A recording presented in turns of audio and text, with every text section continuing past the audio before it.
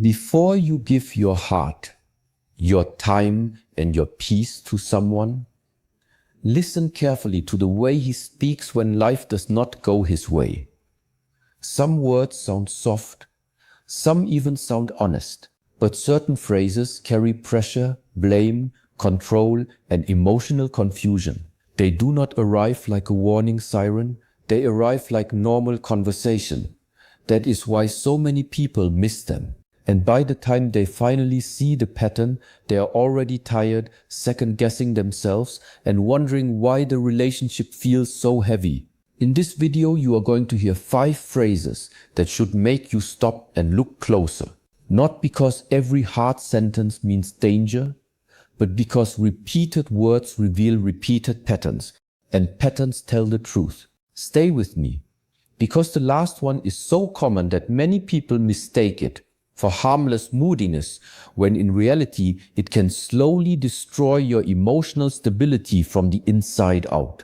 If you have ever felt drained, confused, guilty, or smaller after a conversation with someone who claimed to care about you, this is for you.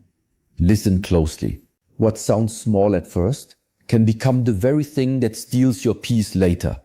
The first phrase is this: you have to accept me as I am. On the surface, it may sound real, open, even brave. It can sound like a person being honest about their flaws. But the real meaning depends on when it is said and why it is said. If a man says this after being rude, selfish, cold, dishonest, or emotionally careless, then those words are no longer about honesty. They become a shield, a way to avoid growth, a way to dodge responsibility, a way to tell you that your pain is less important than his comfort. Real self-acceptance is not a license to hurt people and then call it authenticity. Real maturity says, yes, this is where I am, but I am willing to grow. That is the difference. Someone who always hides behind "that's just me" usually wants the benefits of closeness without the effort of self-work.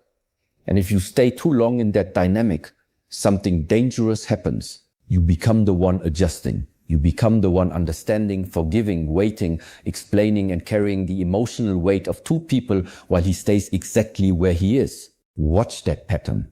It matters. Because love should not feel like dragging a sleeping person uphill. It should feel like 2 people walking maybe not perfectly, but in the same direction.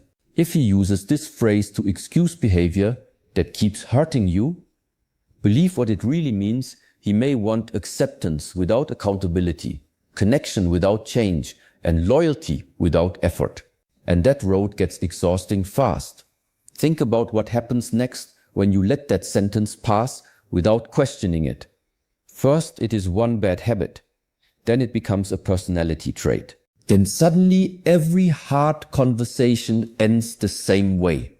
He says you are too sensitive. He says you knew who he was. He says you are asking for too much. Bit by bit, the focus shifts away from what he did and lands on your reaction to it.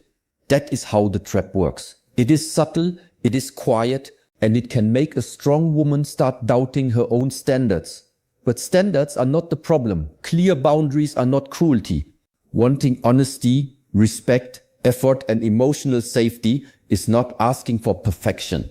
It is asking for a healthy minimum. Do not let anyone convince you that refusal to grow is somehow your lack of acceptance. That is not wisdom.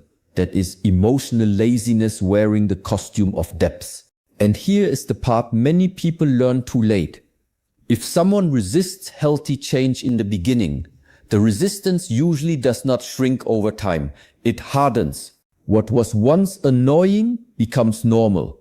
What was once rare becomes weekly, then daily. Then you wake up one day feeling like you have been making excuses for someone who never planned to meet you halfway. Stay alert here, because the next phrase often comes from the same kind of person, and it reveals even more about how he sees himself, his past, and eventually how he may one day speak about you. The second phrase is this: all my exes were crazy, or every woman I dated was toxic. Listen carefully when you hear that. Anyone can have one painful relationship. Anyone can meet the wrong person.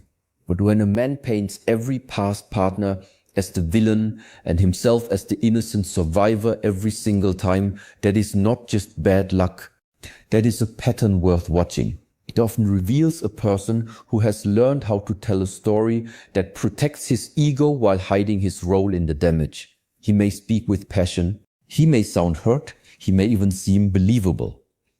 But maturity leaves clues. A mature person can look back and say, that relationship was painful, and I also learned where I failed, what I ignored, what I need to change. If there is no self-reflection at all, be careful, because a man who never takes responsibility does not suddenly become accountable just because he met someone good. More often, he repeats the same cycle with a new face. And one day your face becomes the next chapter in the same old script. This is why you should pay attention not only to what he says about his past, but what he never says. Does he mention growth? Does he admit mistakes? Does he speak with clarity or only with blame? Does he show insight or only resentment? These details matter more than charm. Stay with me, because this is where emotional patterns stop being theory and start becoming prediction. The way he narrates old pain often tells you exactly how he will handle future conflict when the shine wears off and real life begins. And there is another danger hidden inside that phrase. When a man keeps saying every ex was unstable, dramatic, impossible, or broken, he may be preparing the ground for something without you even seeing it. He may be teaching you very early that if a woman complains, she is the problem. If she sets limits, she is difficult. If she reacts to mistreatment, she is crazy. That story benefits him. It gives him a future escape route. Because later, if you confront him, if you ask for honesty, if you call out disrespect, he already has the language ready. He can place you in the same box. He can reduce your valid feelings into another chapter of his victim story. That is why this is not just about his past. It is about your future with him. Do not ignore that. A healthy person may not speak kindly about every former relationship, but there is usually balance in their words. There is complexity. There is truth with humility. There is pain without performance. And if you do not hear that balance, pause. You are not supposed to become the healer of someone who refuses to look in the mirror. You are not here to prove that you are different enough to save a person from their own repeated patterns. That role will drain you first. The real connection is built by two self-aware people, not by one person doing emotional repair, while the other keeps rewriting history to stay innocent. And this next phrase takes the manipulation even further, because now it stops sounding like memory and starts sounding like love, even though it is really about control. The third phrase is this: if you really loved me, you would do what I ask. This one is dangerous because it comes wrapped in emotion. It sounds personal. It sounds intimate. It sounds like a test of devotion. But listen closely. Love is being used as leverage. Affection is being turned into pressure.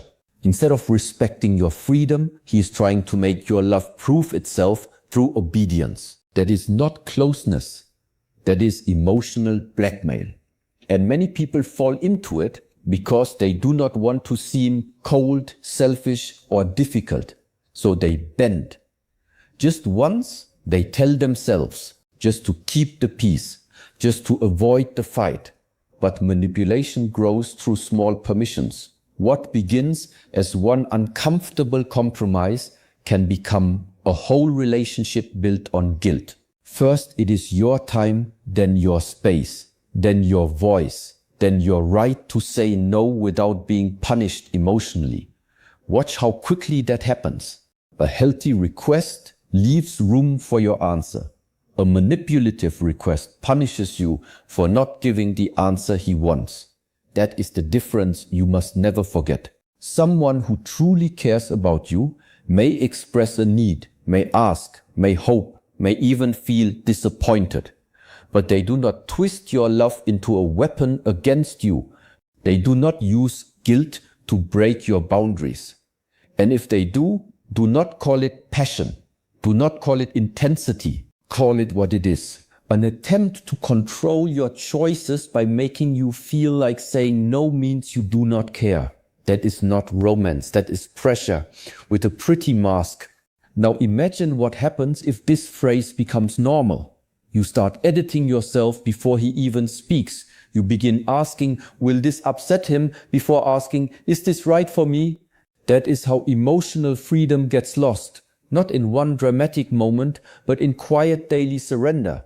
You stop wearing what you like. You stop seeing who you want. You stop using your voice with confidence. You start over-explaining normal decisions because you already know resistance is coming. And worst of all, the line between love and fear begins to blur. That is the real cost, not just the argument, not just the discomfort. The cost is becoming a smaller version of yourself so someone else can feel bigger. Please hear this clearly. Love that requires the death of your boundaries is not love. It is possession trying to sound tender. It is insecurity trying to become authority. And the more you feed it, the hungrier it gets. Do not miss that, because people who use guilt to get their way rarely stop after the first win. They learn what works, then they return to it again and again. The strongest response is not a long debate, it is calm clarity. It is standing in your values without begging to be understood. It is knowing that being loved should never require betraying yourself. And if he cannot respect that, then the issue is not your loyalty. The issue is his need for control. Then what comes next is even more corrosive, because now the attack is not aimed at your choices. It is aimed directly at your worth. The fourth phrase is this: you're not enough for me. Few lines cut deeper, because they do not just challenge a behavior. They attack your identity. They try to make you question your value, your beauty, your intelligence, your warmth, your effort, your entire presence. This is one of the cruelest tools in emotional manipulation, because it creates a moving target. Once you believe you are lacking, you start working to earn what should never have been conditional in the first place. You try harder, you give more, you bend more, you shrink more, and still it is never enough. Because the point was never truth. The point was control. A person who says this may want you insecure. Why? Because insecure people are easier to manage, easier to impress, easier to silence, easier to keep chasing approval. That is why you must not treat this phrase like honest feedback when it is delivered with contempt, comparison, or emotional coldness. Healthy feedback is specific, respectful, and rooted in care. This phrase is none of that. It is vague on purpose. It is sharp on purpose. It is meant to shake your confidence so he can become the judge of your worth. Do not give him that throne. No one who loves you needs to make you feel fundamentally small in order to feel strong. Real love can challenge you, yes. Real love can ask for growth, yes. But it does not tear down your core just to keep you striving for scraps. If someone regularly makes you feel like you are auditioning for basic affection, step back and see the truth. The tragedy of this phrase is how quickly it can take root if it hits an old wound. Maybe you already fear not being enough. Maybe you already learned to prove yourself early in life. Maybe part of you is still waiting to be chosen more fully. And a manipulative person can sense that hunger. Then he feeds it and starves it at the same time. He gives a little approval, then removes it. He praises you one day and questions your worth the next. He keeps you emotionally off balance. Because confusion makes control easier. That is why walking away from these words is not weakness. It is self-respect in action. You are not supposed to build your identity around someone else's unstable judgment. You are not supposed to exhaust yourself trying to satisfy standards that keep changing depending on his mood, his ego, or his need to feel superior. That game has no finish line. It only has deeper fatigue. And if you stay long enough, you may stop recognizing your own voice. You may start looking in the mirror through his eyes instead of your own. Never let that happen. Your worth is not up for negotiation in a relationship. It is not a reward someone gets to hand out when pleased. It is something you carry with you before the relationship starts, while it lasts. And after it ends, hold on to that. Because the last phrase is quieter than the others. It may not sound harsh at all, but it can pull you into a maze of guilt, guessing, and emotional tension that slowly wears down your peace day after day. The fifth phrase is this: do whatever you want, said with coldness, sarcasm, or that passive-aggressive tone that says the words are fake even when the sentence sounds free. On paper, it looks like permission.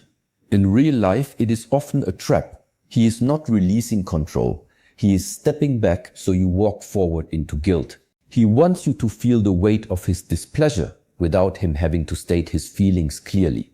That way you do the emotional labor. You decode, you guess, you adjust. You chase clarity he could have given honestly in one sentence. This kind of communication creates emotional fog. And emotional fog is powerful because it keeps you mentally busy. You stop being present in your own life and start scanning every word, every look, every silence. Is he upset? Did I do something wrong? Should I cancel my plan? This is how your nervous system gets trained to revolve around his mood. And that is too high a price to pay for anyone. Healthy communication is direct. It may be uncomfortable, but it is clear. It says what it means. It does not punish you with silence, hints, or loaded permission. So if someone keeps saying, do whatever you want, while clearly wanting you to feel bad for doing exactly that, understand what is happening. He is trying to keep power while pretending not to. He is trying to make your freedom feel like betrayal. Do not fall for it. Freedom that comes with punishment is not freedom. It is control wearing softer clothes. The strongest answer to this kind of phrase is often the simplest. Take the words at face value and act with calm confidence. Do what you planned. Do not rush to explain for 10 minutes. Do not beg him to say what he means. Do not enter the maze. When you stop performing confusion on command, the game loses power. And that matters, because passive aggression survives on your participation. It needs you anxious, it needs you decoding, it needs you to abandon your own center and move into emotional service. Once you refuse that role, one of two things happens. Either the person becomes more direct and more mature, or the dynamic begins to crack because it can no longer feed on your energy. Both outcomes reveal truth. And truth is always better than endless guessing. Remember that. If a relationship constantly leaves you feeling tense after simple conversations, something deeper is wrong.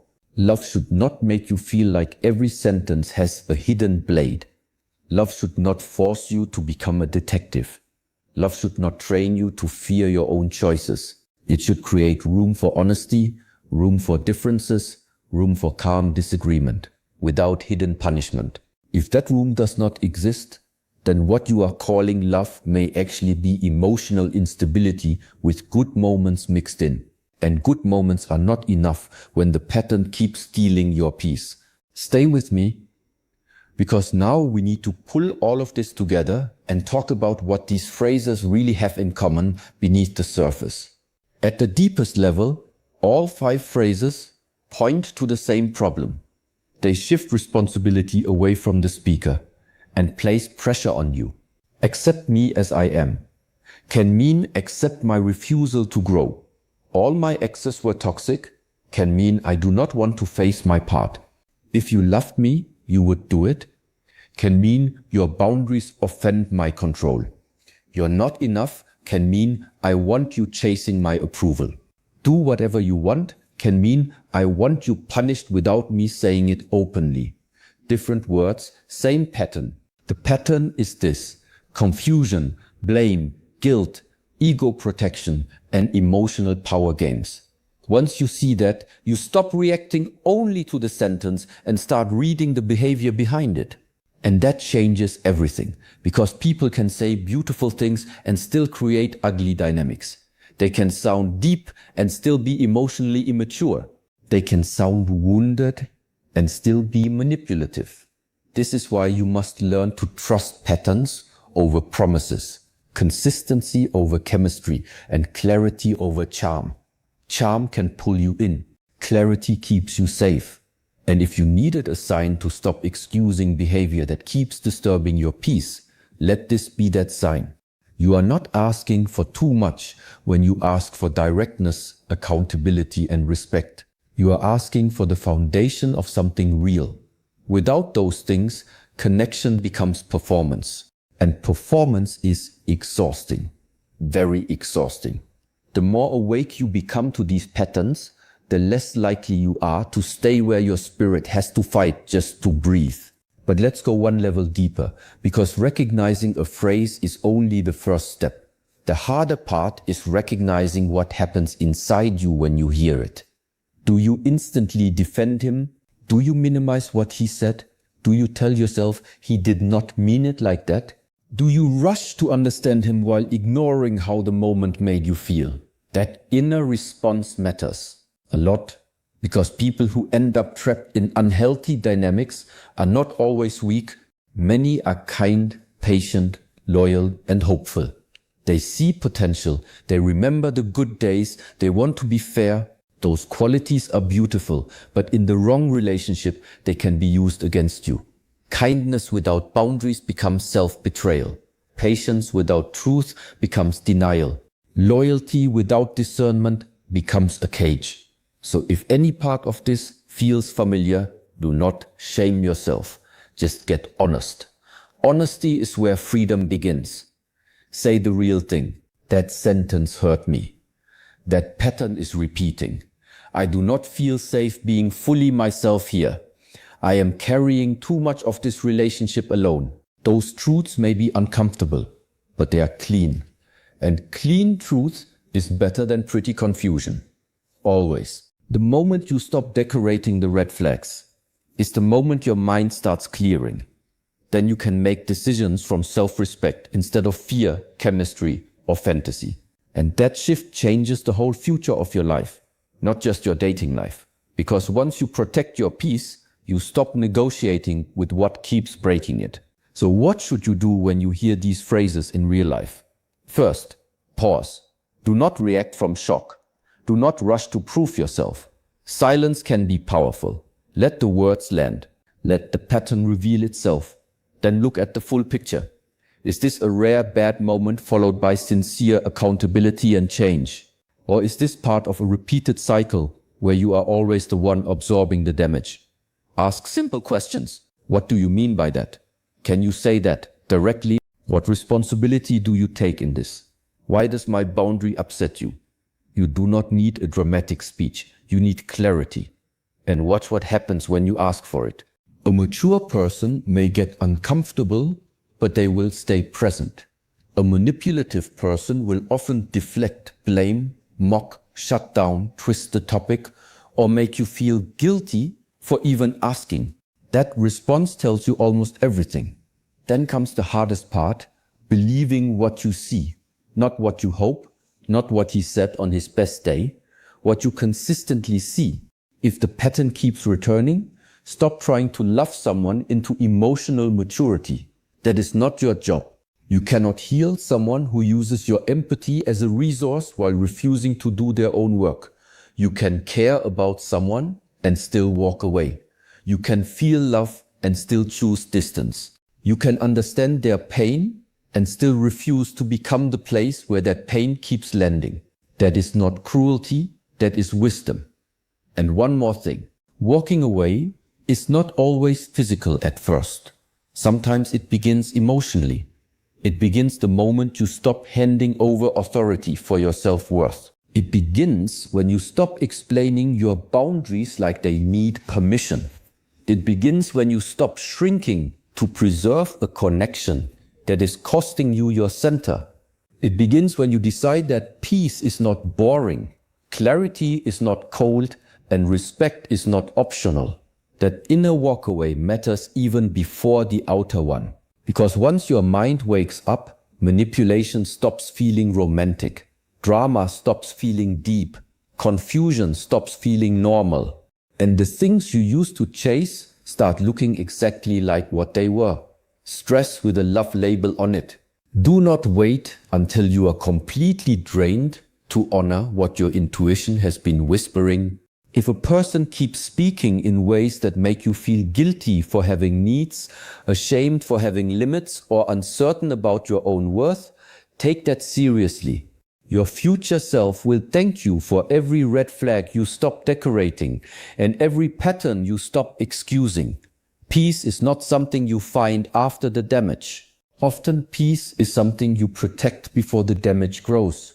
So listen to words, watch patterns, trust actions, and if a man keeps showing you through his language that love with him will cost you your stability, your self-respect, or your voice, do not stay and hope it becomes something else. Choose yourself, choose clarity, choose the kind of love that does not need guilt, blame, games, or confusion to survive. That is where real peace begins.